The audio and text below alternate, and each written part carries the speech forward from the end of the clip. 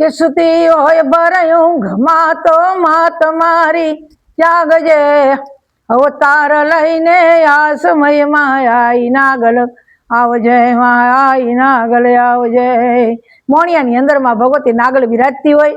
રામ માંડલિક જ્યારે આવે છે, રામ માંડલિકને નાગબાઈના ભત્રીજી એટલે કે દીકરાના વહુ જ્યારે ચાંદલો કરવા જાય છે, ચારે બાજુ મોઢું ફેરવે છે, ત્યારે પૂછે છે કે આઈ ભણે રામ મું ફેરવે છે, ત્યારે ભગવતીથી બોલાઈ ગઈ કોઈ રા નાઈ ફરશો, રાનો દીપ ફરે છે અને ભગવતીથી ત્યારે બોલાઈ ગયું નાગલથી જા માખણ ઉઘરાઈશ તું માંડલિક તારું જુનાણું જશે।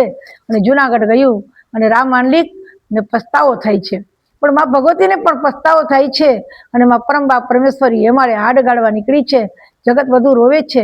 રામ માંડલિકને જે ગંગાજળીઓ રાજા કહેવાતા હતા એવા રામ માંડલિક પણ પસ્તાવા કરી અને માં ભગવતીનું સ્મરણ કરે છે।